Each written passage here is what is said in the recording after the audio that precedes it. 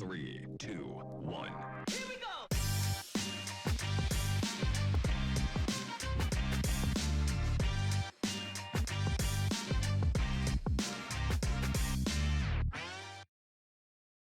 Ladies and gentlemen, it's Thursday and welcome to another episode of We Talk. I'm Yolanda Nile. For today, we will be talking to Sanet Prinsloo about why you should join the Namchefs Association. Before we get into the news, a riddle. What goes up and down but doesn't move? Next up, our news.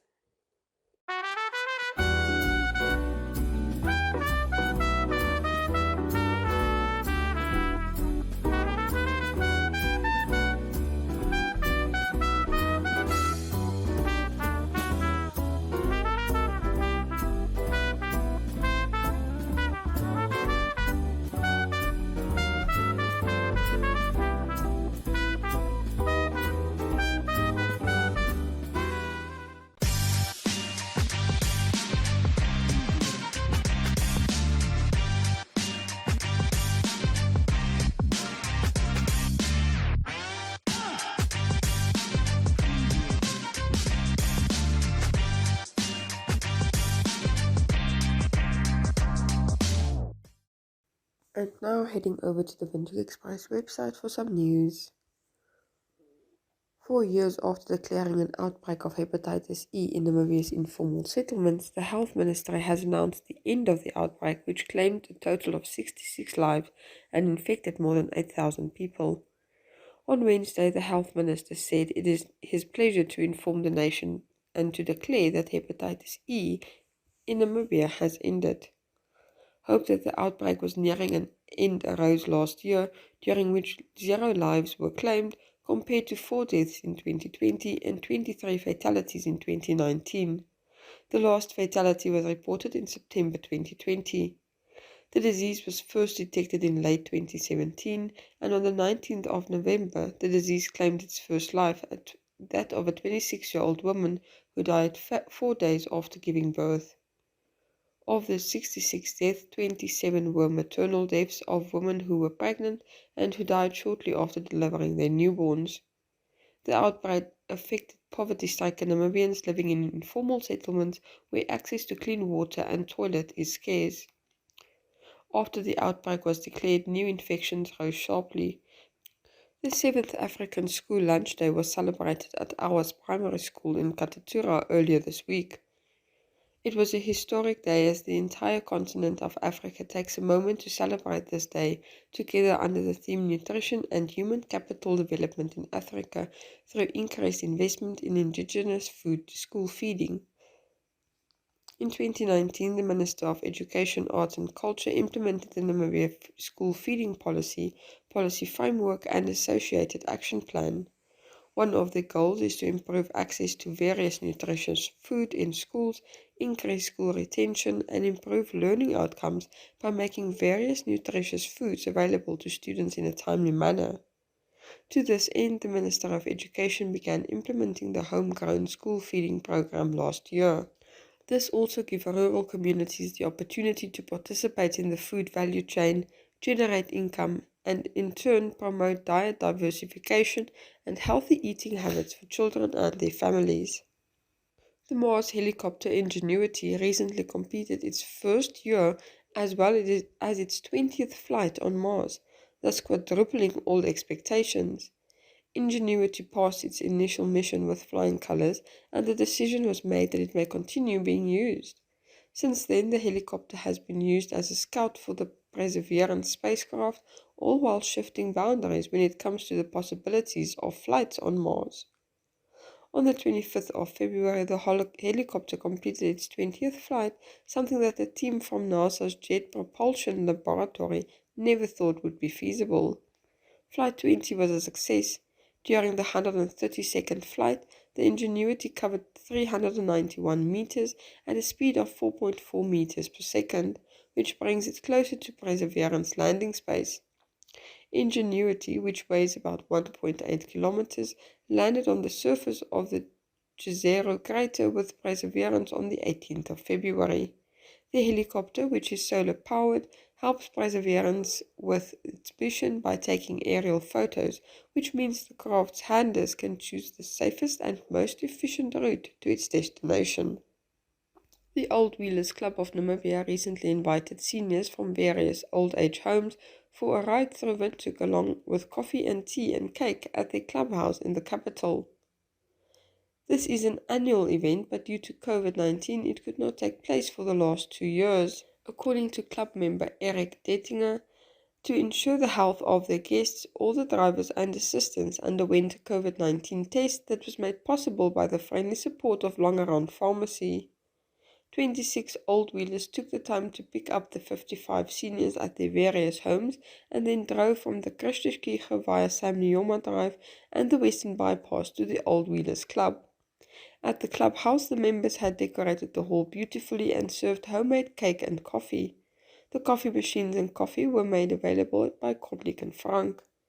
He added a special word of thanks to the Windhoek City Police, who accompanied the 26 vehicles to ensure the safety of everyone. The old wheelers consisted of 26 vehicles, all older than 25 years, including a 34 Chevrolet, a 38 Buick Limited, and a 52 Austin Shoreline, various Mercedes-Benzes, and always reliable VW Beetles.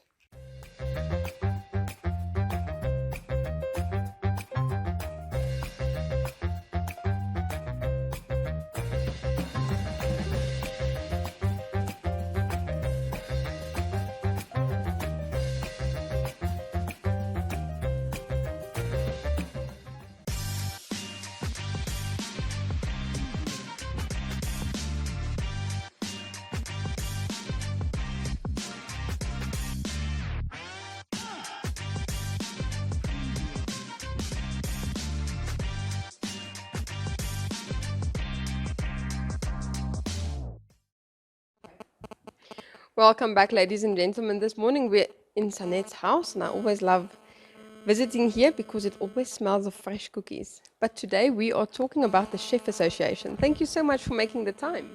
It's a pleasure to welcome you here, and I'm glad that you like the smells. Just make sure to have a taste before you leave.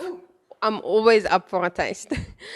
Sanet, quickly tell us what is the Namchefs and why is this association so important? Well, Namchefs have been around for a while, and it's the association for chefs in Namibia. And you know, it's a difficult business to be in Namibia. The lodges are far apart. Chefs live in all corners of the country, but it's important for them to have a voice and to spend time with like-minded people and to be able to communicate with each other if you have a problem or if you're looking for a job or if you're looking for a special ingredient. Okay, so the Chef Association also has a dog. Her name is Lily. Sanet, who should join the Chef Association? Chefs, people that work in the industry, but also everybody that likes the culinary industry, that like good food, and that would like to better the Chef Association of Namibia. And you know, it makes me tired of people goes, but what is in it for me?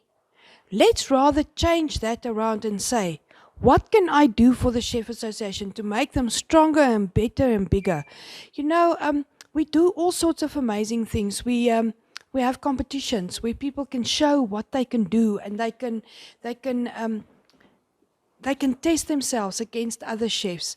And we teach the kids learn a lot. You know, they learn what to look for if they cook in a competition.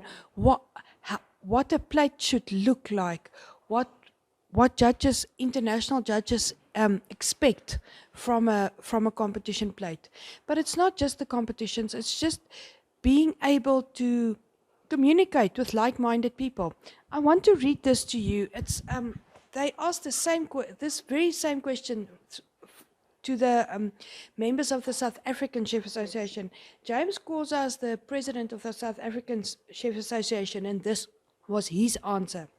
I love belonging to this community of like-minded people. This association allows us the opportunity to positively impact chefs and role players within the culinary industry of South Africa. Thank you, James. I think that sums it up so beautifully. And especially after the last 2 years that Namibia has been having, I mean, the tourism industry is to the ground, and chefs plays a big role in the promotion of tourism. So it is important for us to stand together now. Absolutely, and it's positive and it's wonderful to have so many calls from people that's looking for chefs, and chefs that's been selling all sorts of things on the street and doing different jobs can now come back to their passion because it's opening up and the tourists are coming back. So I hope that it will just grow and grow better and bigger, and that we can all get back into business and start cooking again. Sanet, I am not a chef at all, but I've been a member of the Chef Association for a number of years, and I love participating in your competitions. And that amateur chef competition is wonderful for me because I don't compete against the seniors, and I feel it's so much fun just having that interaction with chefs while you're cooking, and they are always open to give feedback. Absolutely. I always say chefs are thieves. We steal with our eyes and we steal with our tongues because you taste something and you go, there's a secret ingredient here that I need to find out what it is. What is it that makes this dish so special? And most chefs don't mind sharing. They absolutely love it if you ask them for a recipe. Because if you cook a recipe that I give you, it will taste different than when I cook it. So, no, most chefs don't mind sharing knowledge or recipes. In fact, they feel privileged to be able to help other chefs. And that's the way the community grows, and that's another way we can help each other. Sanet, except for chefs who can join the association, you are also always open for sponsorships in any manner or form. Tell us more about that. Oh, yes, absolutely. We have, you can join as a corporate member, and then you pay a little bit more than a member, and then we also get sponsorships in kind, in goods. So when we have competitions, there's so many people that supports us with ingredients and with cleaning stuff and with stationery. There's always a bit more that goes. And of course, like Roots, they always support us with the prizes and the medals and the yeah. So we have supporters that's been supporting us for years and years, and we are so thankful for that. I'm sorry about all the dogs, No, but it's fine. They are they're part. integral part of this house. They think they're the boss. They actually are. Sanet, thank you so much. Thank you for telling us more about the Namchefs and why this association is so important. Thank you so much, and thank you for joining me in my sitting room. It's very nice to have you here. Please come and visit me more often. I will, and then I will always get to taste the cookies, so it's a win-win for us all. Yes, absolutely. Ladies and gentlemen, if you've ever thought of joining the Namchefs, now is your time. We'll be back soon.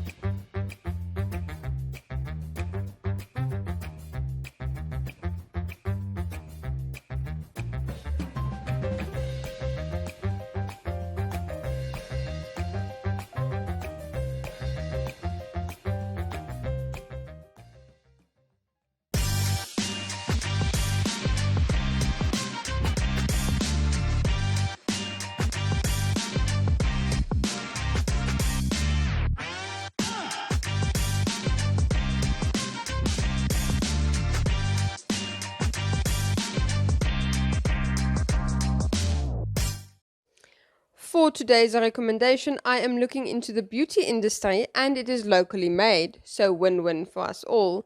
The skincare product has been fantastic and I was skeptical changing a product, but now I'm so glad I did. Let's go check it out. So just some background information on the Nara Namibian Natural Cosmetics brand.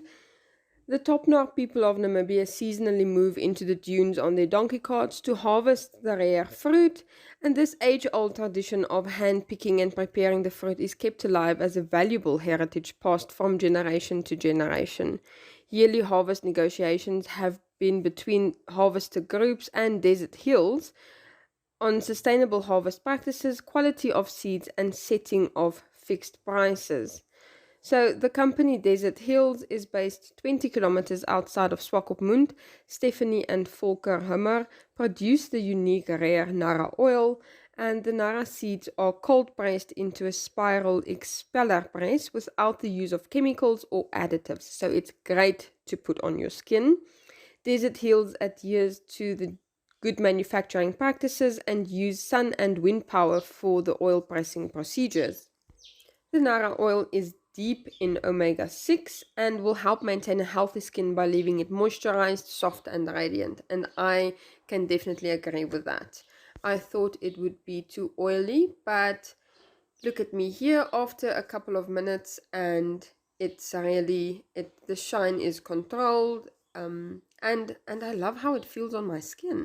Choose your Flex package with Paratus today. Sign up for ultra-fast fiber with the convenience of mobile LTE. That's 2 products in one bundle. It's new, it's one bill, and you can stay connected in more than one location. For more information, visit paratus.africa/NA. Always prepared. Paratus.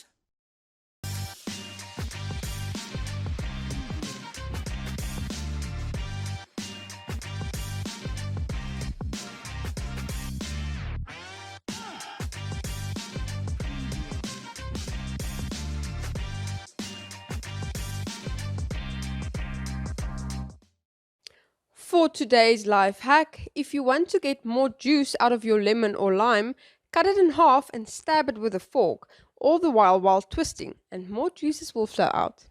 Next up, Jeanette Diergaard for your Flex Minute.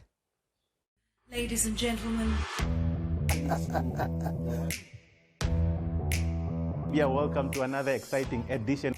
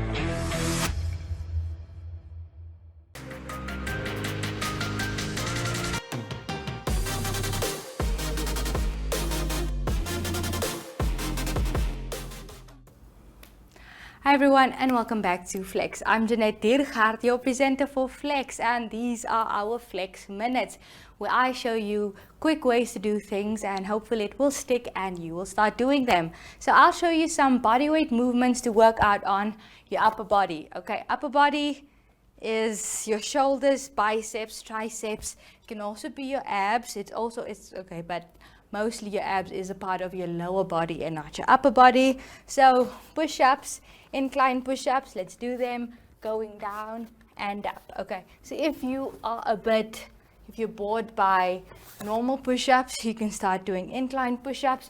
We can use this as for tricep dips as well. Okay, so going down, this is actually a great way to do tricep dips is to have a chair, but if you don't have a chair, you can just use the ground as well. Okay, so elevate that and let's go down. Another thing you can do, plank holds, but we want it to be like this. So not it's a, so we are on all fours and it's a high plank position. Yes, that's your abs, but yes, you're also strengthening your shoulders. And another thing that I want to show you guys for some ways to just help you with that upper body without any equipment, okay? Shoulder presses, okay? So literally using your elbows to press yourself up from there. So press up and down, okay? So we can do that, increasing the strength in your shoulders and your back. Okay, I will see you guys next time. So if you want more ways to do things, join me next time. Bye. Well, that brings us to the end of our episode, sadly, but I will be back again tomorrow with some great news all the way from Gubabas. Before I say goodbye, that riddle. What goes up and down but doesn't move? Yes, a staircase. We'll be back tomorrow, same place, same time. Goodbye.